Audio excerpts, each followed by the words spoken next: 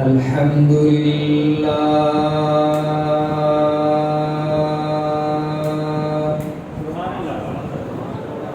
الحمد لله الذي نور قلوبنا بنور الإيمان وزين أخلاقنا بنور السنة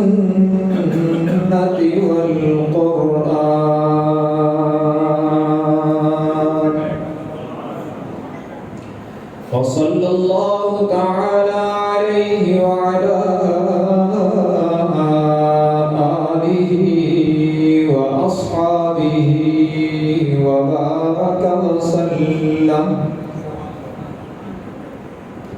وبارك وسلم تسليما كثيرا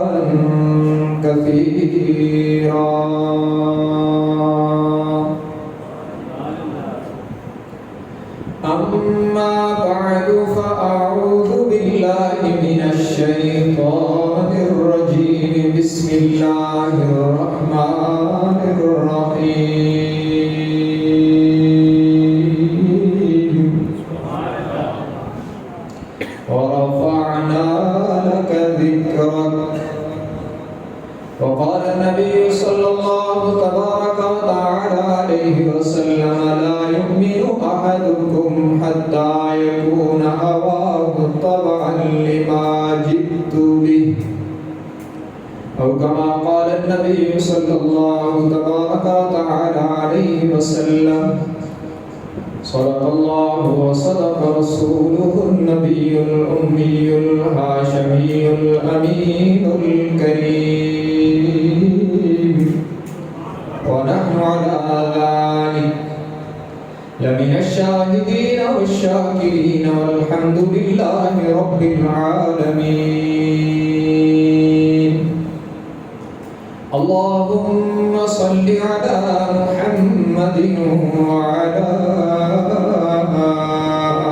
آل محمد كما صليت على إبراهيم وعلى آل إبراهيم إنك حميد مجيد اللهم بارك على محمد وعلى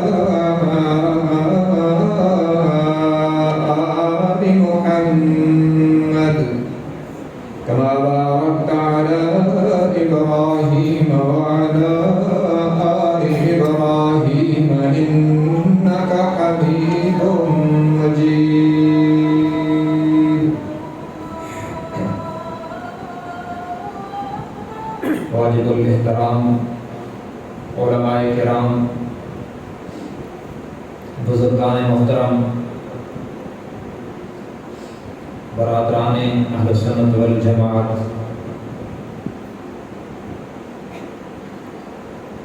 حضرت مولانا مفتی منصور الحق صاحب مولانا اسرار احمد چشتی صاحب اور ان حضرات کی دعوت پر آپ حضرات سے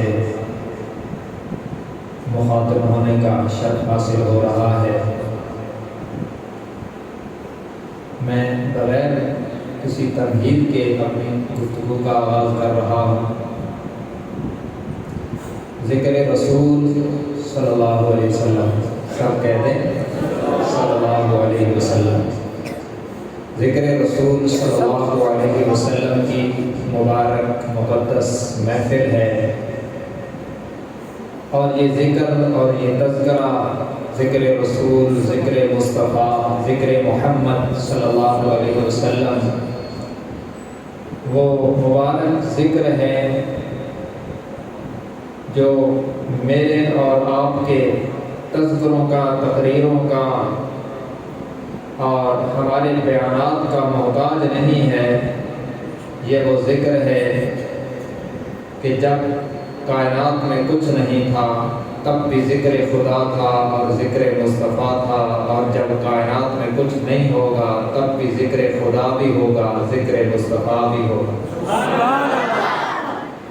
ہاں ہماری سعادت ہے کہ میرے جیسا کوئی گناہگار اس پر اللہ کی نظر کرم ہو جائے اور اللہ تبارک و تعالیٰ اسے اپنے محبوب کا چند لمحے ذکر کرنے کی توفیق دے دیں اور آپ کو سننے کی توفیق دے دیں، تو یہ ہماری سعادت اور اللہ کا کرم ہے۔ ورنہ یہ ذکر تو وہ مبارک ذکر ہے جس کے لیے رب العالمین نے خود فرمایا وَرَفَعْنَا لَكَ ذِكْرَكَ، میرے محبوب ہم نے آپ کا ذکر بلند کر دیا۔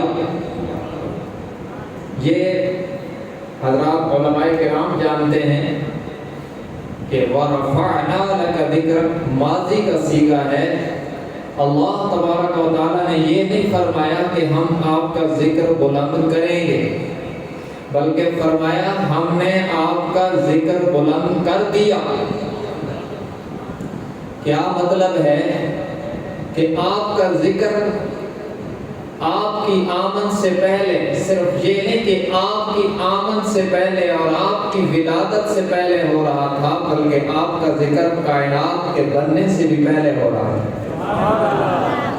سابقہ آسمانی کتابوں میں آپ کا ذکر تو تھا ہی، حضرت عیسیٰ علیہ السلام پر نازل ہونے والی انجیل میں بھی آپ کا ذکر جمیل تھا، حضرت موسیٰ علیہ السلام پہ نازل ہونے والی تورات میں بھی آپ کی بہترین صفات تھی، حضرت داؤد علیہ السلام پہ نازل ہونے والی زبور میں بھی ذکر حضور تھا، اور دیگر انبیاء کرام علیہ الصلوات و تسلیمات پہ نازل ہونے والے صحیفوں میں بھی آپ کی صفات و خصائل تھے۔ یہ تو تھا ہی تھا، بلکہ یہ ذکر تو وہ عظیم ذکر ہے کہ جب آدم علیہ السلام کو نبوت نہیں ملی تھی تب بھی ذکر مصطفیٰ ہو رہا تھا، بلکہ یوں تھا کہ حضور علیہ السلام نے فرمایا کنت نبیا وآدم بین الماء والطین، جب آدم ابھی مٹی اور پانی کے درمیان تھے اس وقت بھی میں نبی تھا، یعنی میری نبوت کا فیصلہ ہو چکا تھا، بلکہ اس سے بھی پہلے جب زمین و زمان نہیں بنے تھے، کون و مکان نہیں بنے تھے، شمس و قمر نہیں بنے تھے، حجر و شجر نہیں بنے تھے، شام و سحر نہیں بنے تھے، نجوم کواکب یہ چاند ستارے سورج کچھ بھی نہیں بنا تھا، ابھی کائنات کو اللہ نے وجود بھی نہیں بخشا تھا، اس سے پہلے بھی یا ذکر خدا ہو رہا تھا یا ذکر مصطفیٰ ہو رہا تھا۔ اور یہ عظیم جلسہ ہوا قرآن جس کی کاروائی ذکر کر رہا ہے۔ بھائی یہ آپ کو بات سمجھ آ رہی ہے؟ ساؤنڈ کی دھمک اگر زیادہ ہے تو کم کر دیں، یہ ہماری یہ مجبوری نہیں ہے کہ ساؤنڈ میں دھمک زیادہ ہو، ہماری یہ مجبوری ہے کہ مجمع کو بات سمجھ آنی چاہیے۔ اس کی آواز، اس کی جو یہ دھمک ہے یہ اگر ڈسٹرب کرتی ہے تو اس کو کم کروا دیں، لیکن بات آپ کو سمجھ آنی چاہیے۔ اللہ تبارک و تعالی نے ذکر مصطفیٰ کا آغاز کب کیا ہے؟ ان اللہ قرأ طٰہٰ و یاسین قبل ان یخلق السماوات والارض، جناب محمد رسول اللہ صلی اللہ علیہ وسلم نے فرمایا، خود رب العالمین نے اپنی شیان شان کما یلیق بشانہ ہی اپنی مقدس زبان سے سورہ طٰہٰ اور سورہ یاسین کی تلاوت اس کائنات کو بنانے سے پہلے، زمین و آسمان کو بنانے سے پہلے، مکین و مکان کو بنانے سے پہلے خود رب العالمین نے سورہ یاسین اور سورہ طٰہٰ کی تلاوت فرمائی۔ سورہ طٰہٰ کے آغاز میں بھی ذکر مصطفیٰ ہے اور سورہ یاسین کے آغاز میں یاسین والقرآن الحکیم انک لمن المرسلین، یہ بھی ذکر مصطفیٰ ہے۔ تو کائنات کے بنانے سے پہلے خود خدا ذکر مصطفیٰ کر رہا تھا اور یہ تلاوت تو فرشتوں نے سنی اور پھر انہوں نے کہا کتنی خوش قسمت وہ امت ہوگی جن کے لیے یہ کتاب اترے گی، کتنے خوش قسمت وہ کان ہوں گے جو اس کتاب کو سماعت فرمائیں گے، کتنی خوش قسمت وہ زبانیں ہوں گی جو اس کتاب کی تلاوت کریں گی، اور کتنے خوش قسمت وہ سینے ہوں گے جن میں یہ مقدس کتاب محفوظ ہو جائے گی۔ یہ تذکرہ تو یہ ذکر مصطفیٰ ہوا تو فرشتوں نے سنا۔ قرآن ایک اور جلسے کا ذکر کرتا ہے، آج بھی یہ جلسہ ہو رہا ہے اور آپ کا ایمان تازہ ہو رہا ہے، لیکن میں قربان جاؤں اس جلسے پر جس میں خطیب خود خدا تھا اور سننے والے انبیاء تھے اور موضوع ذکر مصطفیٰ تھا۔ خطیب خطاب کرنے والی ذات، بیان کرنے والا خود اللہ تھا اور سننے والے اللہ کے نبی تھے، اور موضوع شان محمد الرسول اللہ تھا، ذکر مصطفیٰ تھا، خطیب خدا تھا، سننے والے انبیاء تھے اور موضوع شان مصطفیٰ تھا۔ اور اس جلسے کی ساری کارروائی کو قرآن بیان کرتا ہے۔ اللہ تبارک و تعالیٰ نے اس جلسے کی کارروائی کو قرآن بنا کر قیامت تک آنے والے آخری انسان تک یہ واضح کر دیا کہ جب جب کوئی میرا بندہ میری بندی قرآن پڑھتے جائیں گے تو ذکر خدا بھی کرتے جائیں گے، ذکر مصطفیٰ بھی کرتے جائیں گے۔ یہ تیسرا پارہ ہے اور تیسرے پارے کا آخری رکوع ہے۔ اللہ تبارک و تعالیٰ اس جلسے کی کارروائی ذکر کر رہے ہیں جو خود رب العالمین نے کیا اور اس میں ذکر مصطفیٰ کیا ہے۔ فرمایا وَإِذْ أَخَذَ اللَّهُ مِيثَاقَ النَّبِيِّينَ لَمَا آتَيْتُكُم مِّن كِتَابٍ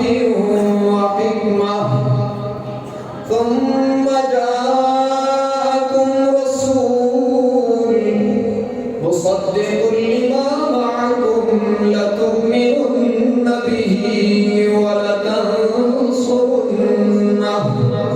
قال أأقررتم وأخذتم على ذلكم إصري قالوا أقررنا قال فاشهدوا وأنا معكم من الشاهدين۔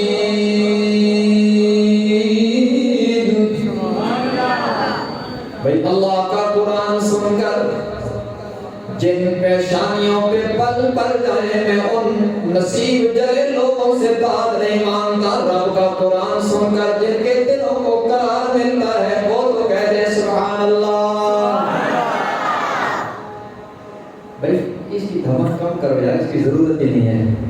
ان کو قرآن سمجھ آنا چاہیے، اس طرح تو مجھے کوئی سمجھ نہیں آ رہا ہے، ان کو کیا سمجھ آئے گا۔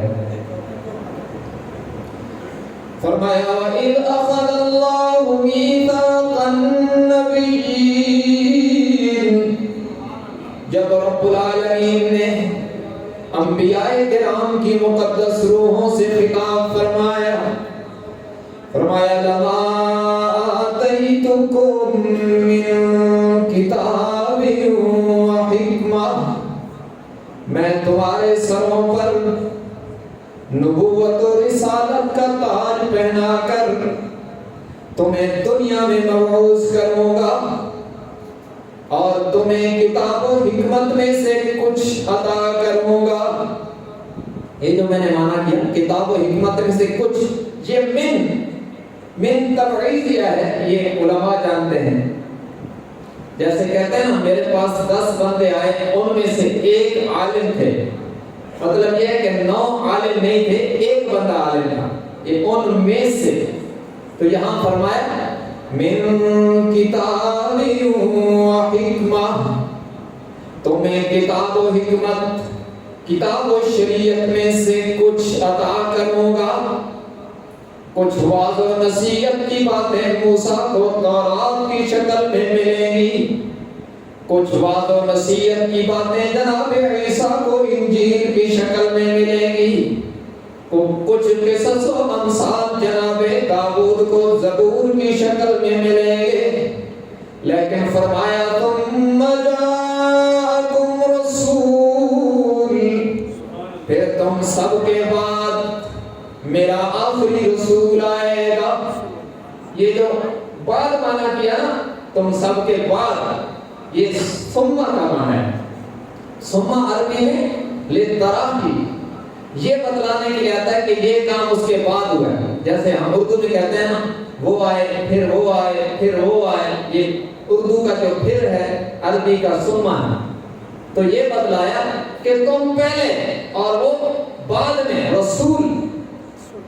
ثم جاءکم رسول، پھر تم سب کے بعد میرا عظیم رسول آئے گا. یہ عظیم معنی کیا دو پیشوں کا. یہ جو دو پیشیں ہیں اس کو عربی میں تنوین کہتے ہیں، اور یہاں پہ التنوین للتعظیم ہے. تنوین عظمت بتلانے کے لیے. عربی زبان کا خاصہ ہے کہ اس میں زبر زیر بھی بغیر مقصد کے نہیں آتی. تو دو پیشیں حضور کی عظمت بتلانے کے لیے آئی ہیں. فرمایا ثم جاءکم رسول، پھر تم سب کے بعد میرا عظیم رسول آئے گا. ان کی عظمت و شان کیا ہوگی؟ تمہیں اپنے اپنے ادوار میں اپنے اپنے زمانوں میں رسالت و نبوت کا تاج پہنا کے بھیجوں گا. تم میں سے ہر ایک کو نبوت عطا کروں گا، لیکن آخر میں آنے والے عظیم رسول کے سر پر ختم نبوت کا تاج سجا دوں گا. ما کان محمد ابا احد من رجالکم ولکن رسول اللہ وخاتم النبیین. سب کو نبوت عطا کروں گا، لیکن آخر میں آنے والے اپنے عظیم رسول کو ختم نبوت عطا کروں گا. تم سب کو امتیں عطا کروں گا، لیکن آخر میں آنے والے اپنے عظیم رسول کو بہترین امت عطا کروں گا. کنتم خیر امت اخرجت للناس تأمرون بالمعروف وتنہون عن المنکر وتؤمنون باللہ. تم سب کو اپنے اپنے زمانوں میں امتیں عطا کروں گا، لیکن آخر میں آنے والے اپنے آخری اور عظیم رسول کو جو امت عطا کروں گا وہ امت ان سب کی سردار بن جائے گی. تم سب کو کتاب و حکمت میں سے کچھ عطا کروں گا. کتاب بھی کچھ ہوگی، شریعت بھی تھوڑی ہوگی، لیکن جب میرے آخری اور عظیم رسول کی باری آئے گی تو اعلان ہوگا انک لتلقی القرآن. میرے محبوب آپ کے قلب اطہر پہ تو ہم نے پورا قرآن اتار دیا. سب کہہ رہے ہیں سبحان اللہ. اور یہ قرآن یوں نہیں کہ اس میں کچھ باتیں ہیں کچھ نہیں، ایسا نہیں، بلکہ فرمایا وَنَزَّلْنَا عَلَيْكَ الْكِتَابَ تِبْيَانًا لِكُلِّ شَيْءٍ. اب دنیا اور آخرت کی کامیابی کے لیے جتنی چیزیں ضرورت تھی ہم نے سب کو قرآن کی آیات میں سمو کر آپ کے قلب اطہر پہ اتار دیا ہے. لَمَا آتَيْتُكُم مِّن كِتَابٍ وَحِکْمَةٍ، تمہیں کتاب میں سے کچھ دوں گا، انہیں ساری کتاب عطا کروں گا. تمہیں شریعتوں میں سے بھی وقتی ضرورت کے احکام دوں گا. تمہاری شریعتیں تبدیل ہو جائیں گی، منسوخ ہو جائیں گی، ان میں ترمیمات ہوتی رہیں گی، لیکن آخر میں جو میرا عظیم رسول آئے گا ان کے لیے اعلان ہوگا اليوم اکملت لکم دینکم واتممت علیکم نعمتی ورضیت لکم الاسلام دینا. انہیں ایسا کامل و اکمل دین عطا کروں گا کہ قیامت کی صبح تک کوئی مائی کا لال ان کے دین میں تبدیلی اور ترمیم نہیں کر پائے گا.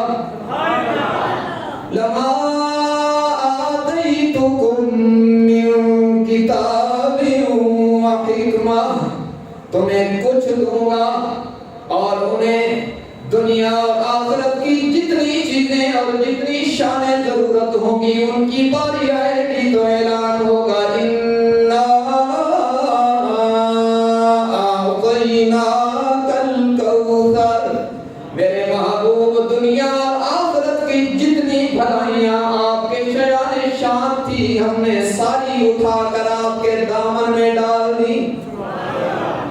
الکوثر حضرت عبداللہ ابن عباس کہتے ہیں بخاری شریف میں الخیر الکثیر، دنیا اور آخرت کی ساری بھلائیوں کا مجموعہ بنا کر ہم نے آپ کے دامن میں ڈال دیا ہے۔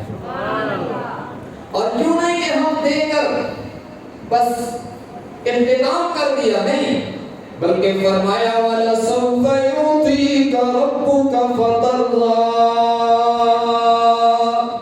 میرے محبوب ہم تو آپ کو اتنا عطا فرمائیں گے کہ آپ خوش ہو جائیں گے، آپ کو اتنا عطا فرمائیں گے کہ آپ خوش ہو جائیں گے۔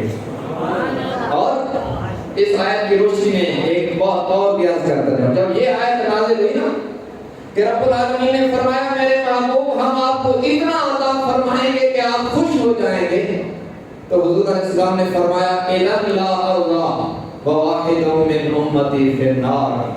اچھا اگر یہ بات ہے تو میں اس وقت تک خوش نہیں ہوگا جب تک میرا ایک امتی بھی جہنم میں موجود ہوگا، سب کو جہنم سے نکلواؤں گا۔ ایسا لجپال نبی ہے، کاش کہ امت بھی لجپال ہو، کاش کہ امت بھی وفادار ہوتی۔ امت نے تو آج یہ فلسفے سیکھ لیے نا کہ مولوی صاحب فرض پڑھو، صرف فرض ضروری ہوتے ہیں، سنتے تو ضروری نہیں ہوتی۔ یہ جمعے کی نماز ہوتی ہے اور مسجدیں خالی ہوتی ہیں، لوگ فرض پڑھتے ہیں، سنتے چھوڑ کے بھاگ جاتے ہیں۔ بھائی اللہ کے نبی کی عطا ہے جن کی وفا یہ ہے کہ انہوں نے فرمایا میں اس وقت تک خوش نہیں ہوگا جب تک میرا ایک امتی، آخری امتی بھی جہنم سے نہیں نکلے گا۔ اور امت کہتے چھوڑو جی بادشاہ، سنتا کیڑیاں ضروری نہیں۔ تو یاد رکھو، مفتی صاحب بیٹھے ان سے مسئلہ پوچھ لینا، سنت مؤکدہ کو چھوڑنا گناہ ہے۔ اور جو لوگ نبی کی سنت کو معمولی سمجھ کے چھوڑتے ہیں انہیں فرض چھوڑتے دیکھا، پھر اللہ نے فرضوں کی توفیق بھی نہیں دیتا۔ اور لوگ فرض سے جانتے ہیں کہ بادشاہ یہ مکے والے سنتے نہیں پڑھتے ہیں، آپ کو کیا پتا ہے وہ گھروں میں پڑھتے ہوں، اور پھر ان کے تو فرض بھی ہمارے لاکھ فرضوں کے برابر ہے، ایک فرض، تو تم ان کا مقابلہ کیوں کر رہے ہیں؟ ہمیں جو سنت ملی ہے یہ مکہ اور مدینہ سے آئی ہے۔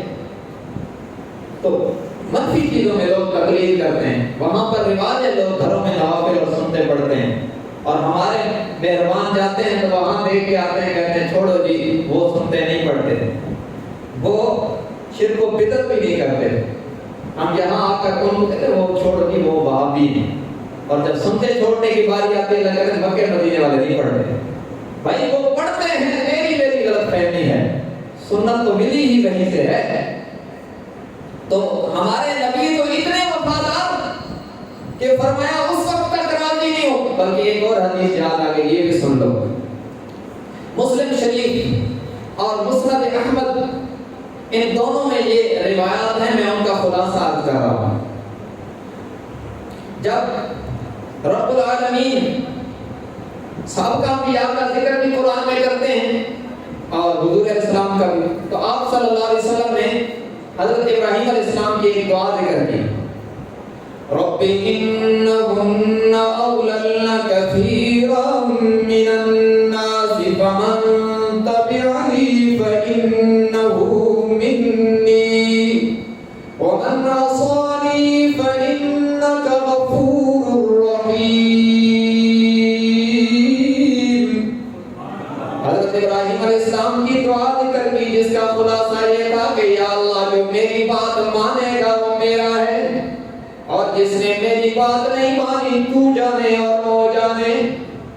اور پھر حضرت عیسیٰ علیہ السلام کی دعا ذکر کی، ان کی مناجات کا ذکر آیا، انہوں نے کہا ان تعذبهم فإنهم عبادك وإن تغفر لهم فإنك أنت العزيز الحكيم۔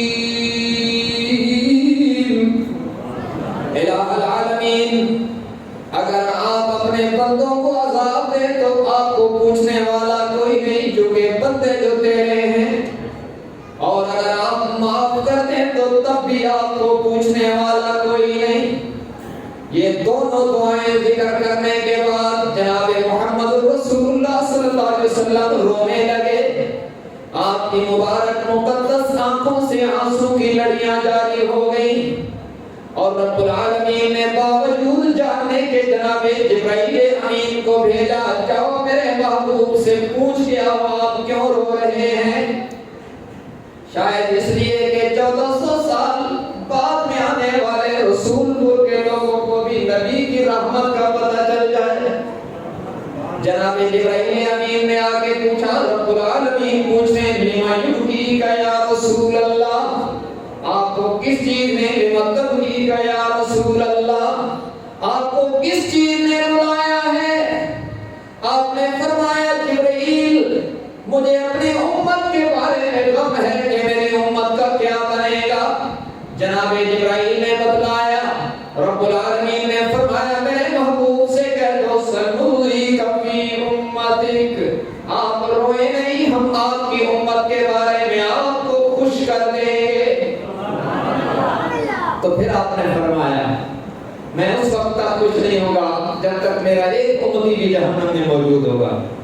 اور پھر فرمایا اللہ نے مجھے خوشخبری دی کہ میری امت کے 10,000 لوگوں کو 70,000 میری امت کے 70,000 لوگوں کو میری شفاعت پر جنت میں داخل فرمائیں گے۔ حضرت عمر نے عرض کی یا رسول اللہ صلی اللہ علیہ وسلم آپ اس پر راضی ہو گئے یا آپ نے اور بھی سوال کیا؟ آپ نے فرمایا عمر میں اس پر راضی نہیں ہوگا، میں نے اور بھی سوال کیا۔ تو پھر رب العالمین نے فرمایا اس 70,000 میں سے ہر 1000 کے ساتھ اور 70,000 ملا کر اتنے لوگوں کو جنت بھیجوں گا۔ حضرت عمر نے پوچھا پھر آپ راضی ہو گئے یا آپ نے اور بھی سوال کیا؟ تو حضور علیہ السلام نے فرمایا پھر میں نے سوال کیا کہ اللہ یہ تھوڑے ہیں بڑھائیے۔ تو پھر رب العالمین نے فرمایا ان 70,000 میں سے ہر 1000 کے ساتھ نہیں، ہر ایک بندے کے ساتھ 70,000 ملا کر اتنے لوگوں کو جنت میں بھیجوں گا۔ اور پھر فرمایا کہ رب العالمین نے کہا میں اپنے 3 لبے بھر کر، اس کو کہتے ہیں دونوں ہاتھوں سے 3 لبے بھر کر جنت میں بھیجوں گا۔ اب اللہ کی قدرت کا شایان شان ہاتھ ایک ہو اور پھر وہ 2 مل جائیں تو اس کی وسعت کا کیا کہنا ہے۔ اس روایت کو پڑھ کر امید ہو جاتی ہے کہ حضور کی برکت سے ہم گناہگاروں کا بیڑا بھی پار لگ جائے گا۔ تکبیر، شان محمد مصطفیٰ، مقام محمد مصطفیٰ، شان صحابہ، مقام صحابہ، عقیدہ حیات النبی، تاجدار ختم نبوت، خلافت راشدہ، خلافت راشدہ۔ لیکن بات یہ ہے کہ ہم کتنی وفا کر رہے ہیں، ادھر سے تو وفا کا سمندر بہایا جا رہا ہے، اور ہماری ہر خوشی غمی میں سب سے زیادہ مظلوم خدا و رسول ہے۔ اور پھر یہ بات یاد رکھو ہمارا اللہ اور رسول صلی اللہ علیہ وسلم سے رشتہ کسی حد تک دکھ کا تو ہے، سکھ کا تقریباً بالکل ہی نہیں ہے۔ کیوں؟ دکھ کا یوں ہے بندہ مر جائے نا، مفتی صاحب سے پوچھتے ہیں غسل کا مسنون طریقہ کیا ہے، جو کفن سنت کے مطابق کیسے دیتے ہیں؟ اور اول تو یہ ہے کہ غسل دینا یہ ماشاءاللہ ہماری عوام جو آج کے دور میں فیس بک اور یوٹیوب کی برکت سے ہر بندہ مفتی بنا ہوا ہے، لیکن جب کسی میت کو غسل دینا پڑ جائے تو کہتے ہیں ایک قاری منصور اور کہ آپ کو غسل دے جا سکتے۔ خود کسی کو پتہ ہی نہیں ہے، اپنا باپ مر گیا اور بیٹا غسل دینا نہیں جانا، وہ حضرت کو بلائیں گے، مولانا اسرار کو بلائیں گے کہ ہمارا بندہ مر گیا ذرا کو غسل تو دے دو۔ یہ بھی بد نصیبی ہے کہ ہم یہ طریقے سیکھتے نہیں۔ تو ہر بندہ ویسے مفتی ہے لیکن یہ کچھ نہیں جانتا، لیکن کسی حد تک یہ چیز موجود ہے، ابھی بھی دکھ کا رشتہ ہے خدا اور رسول سے۔ غسل سنت کے مطابق دلوا دیں، قبر میں سنت کے مطابق کروا دیں، یہ دکھ کا رشتہ تو کسی حد تک خدا اور رسول سے ہے، لیکن جب سکھ کی بات آتی ہے، جب شادی ہوتی ہے نا، تو وہ 100 بندے جو مفتی صاحب سے مرنے پر مسئلہ پوچھتے ہیں کہ غسل کا سنت طریقہ کیا ہے، ان میں سے شاید 2 بھی نہ ہوں جو یہ پوچھیں کہ شادی کا سنت طریقہ کیا ہے۔ کیا اللہ کے نبی صرف ماتم کا طریقہ بتلا گئے ہیں؟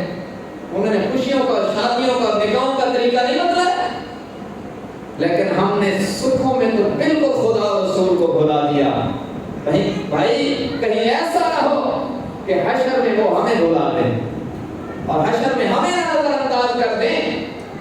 اگر حشر میں ہم خدا اور رسول کی نظروں سے گر گئے، جو بھی حشر میں خدا اور رسول کی نظروں سے گرے گا وہ جہنم میں گرے گا۔ تو بھائی، جو اتنی مبارک ہستی جن کا ذکر کائنات کے بننے سے بھی پہلے ہو رہا اور رب العالمین نبیوں کو خطاب کر رہے ہیں، فرمایا ثم جاءکم رسول، پھر تم سب کے بعد میرا عظیم رسول آئے گا۔ کتنا عظیم ہوگا؟ تم اپنی اپنی قوموں کے امام بن کے جاؤ گے، آخر میں آنے والا میرا عظیم رسول تم نبیوں کا بھی امام بن کے آئے گا۔ اور شب اسرا میں اس کا مظاہرہ بھی کر دیا گیا، جب مسجد اقصی میں سارے مقتدی بن گئے اور اللہ نے محمد رسول اللہ کو امام بنا دیا، فرمایا یہ میرا آخری اور عظیم رسول آئے گا، مصدق لما معکم، تمہاری تعلیمات کی تصدیق کرے گا، لَتُؤْمِنُنَّ بِهِ وَلَتَنصُرُنَّهُ، تم وعدہ کرو اپنے اپنے زمانوں میں، اپنے اپنے ادوار میں ان کی آمد کی خوشخبریاں دیتے جاؤ گے، تمہیں موقع ملے گا تو شب اسرا میں ان کی تصدیق بھی کرو گے، ان کا تعاون بھی کرو گے، اور اپنے اپنے ادوار میں ان کی آمد کی خوشخبریاں بھی دیتے جاؤ گے۔ پھر فرمایا قال اقررتم واخذتم على ذلكم اسری، کیا تم نے میرے ساتھ پختہ وعدہ کر لیا کہ نہیں؟ سارے نبیوں نے کہا قالوا اقررنا، ہم نے پختہ وعدہ کر لیا، ہم آپ کے عظیم رسول کی آمد کی خوشخبریاں بھی دیتے جائیں گے، ان کے تذکرے بھی کریں گے، موقع ملا تو ان کی تصدیق بھی کریں گے، ان کا تعاون بھی کریں گے، انہیں تسلیم بھی کریں گے۔ فرمایا قال فاشهدوا وانا معكم من الشاهدين،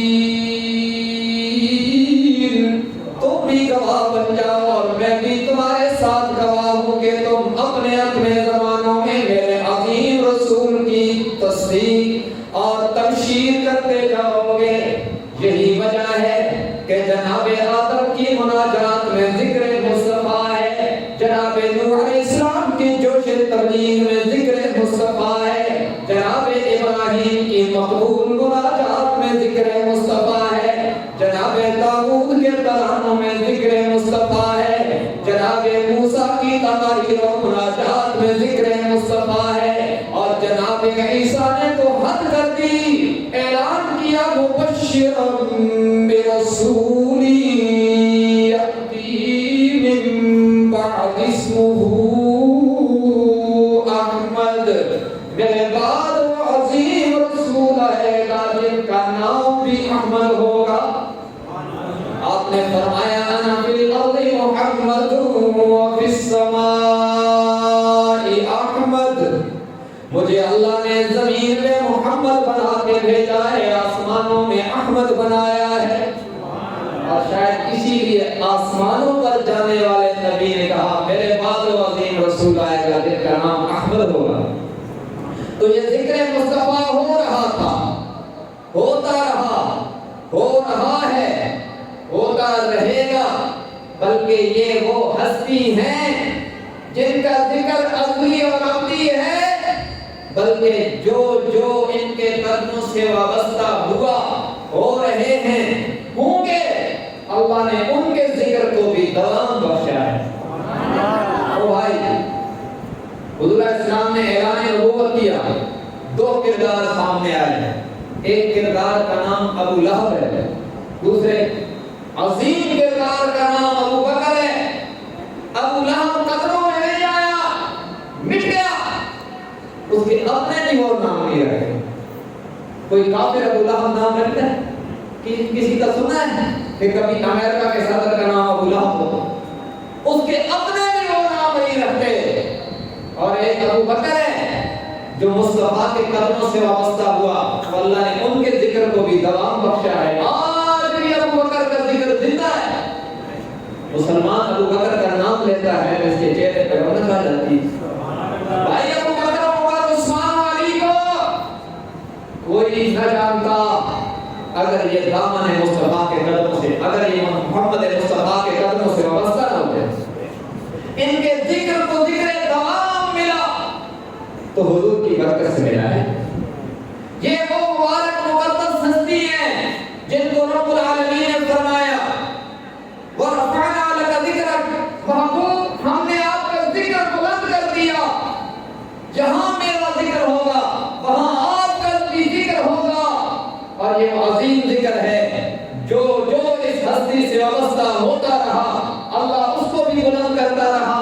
میں مجبور ہوں یہ کہنے پر کہ یہی وہ مبارک قدم ہے، یہی وہ مقدس قدم ہے جن سے ابو قحافہ کا بیٹا وابستہ ہوا تو صدیق اکبر بنا ہے، خطاب کا بیٹا آیا فاروق اعظم بنا ہے، عثمان کا بیٹا آیا تو عثمان ذو النورین بنا ہے، جناب ابو طالب کا بیٹا آیا تو علی المرتضی اسد اللہ کرم اللہ اور رضی اللہ بنا ہے، جناب مسعود کا بیٹا آیا تو فقیہ امت بنا ہے، جناب عباس کا بیٹا آیا تو مفسر قرآن بنا ہے۔ بلکہ یہی وہ مبارک ہستی ہے جن کے قدموں سے حبشے کا کالا بلال وابستہ ہوا تو اتنا باکمال ہو گیا، مکے کی گلیوں میں چلتا ہے، قدموں کی آہٹ جنت میں سنائی دیتی ہے۔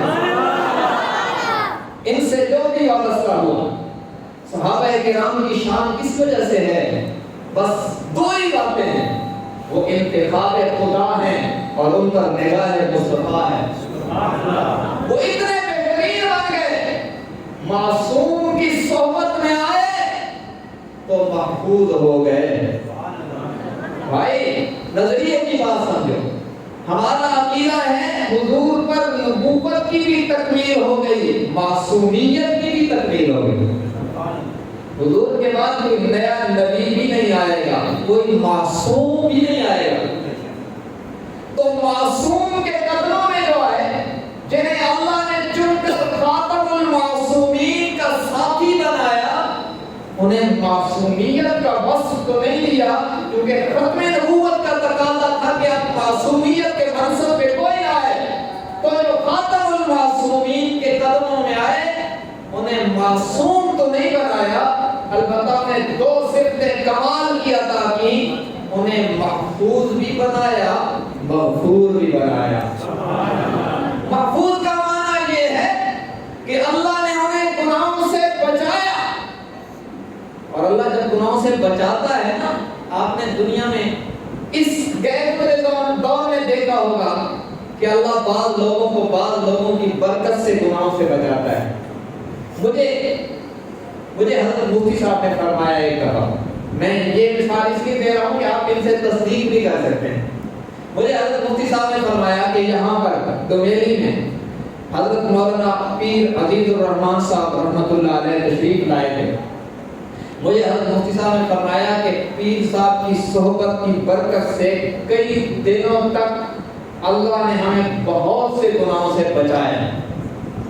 1400 سال کے بعد کوئی حضور کا امتی پیر اگر یہاں تشریف لاتے ہیں، ان کی صحبت سے یہ گناہوں سے محفوظ ہو جاتے ہیں، تو وہ کتنے محفوظ ہوئے جنہیں اللہ نے چن کر اپنے آخری نبی کا ساتھی بنایا۔ وہ محفوظ ہو گئے۔ اور اگر بشری تقاضوں کے مطابق، یا اس سے بھی اگلا لفظ کہتا ہوں، شریعت کے بعض احکام کی تقریر کے لیے ان سے اللہ نے کچھ کروایا تو پھر انہیں دوسرا وصف عطا کیا کہ وہ مغفور ہیں. اللہ نے انہیں اس حال میں دنیا سے اٹھایا کہ ان کا نامہ اعمال گناہوں سے صاف تھا. اس لیے ہمارا عقیدہ ہے کہ جو لوگ محمد مصطفیٰ کے قدموں سے وابستہ ہوئے، جنہیں اللہ نے چن کر خدمت مصطفیٰ میں بھیجا، وہ ہر صحابی سپاہ، عادل، محفوظ، مغفور، ہر قسم کی تکلیف سے پاک اور یقینی جنتی ہے. ہر صحابی محفوظ مغفور، سب کہہ رہے ہیں محفوظ مغفور، ہر قسم کی تکلیف سے پاک اور یقینی جنتی ہے. کہہ دیں یقینی جنتی ہے.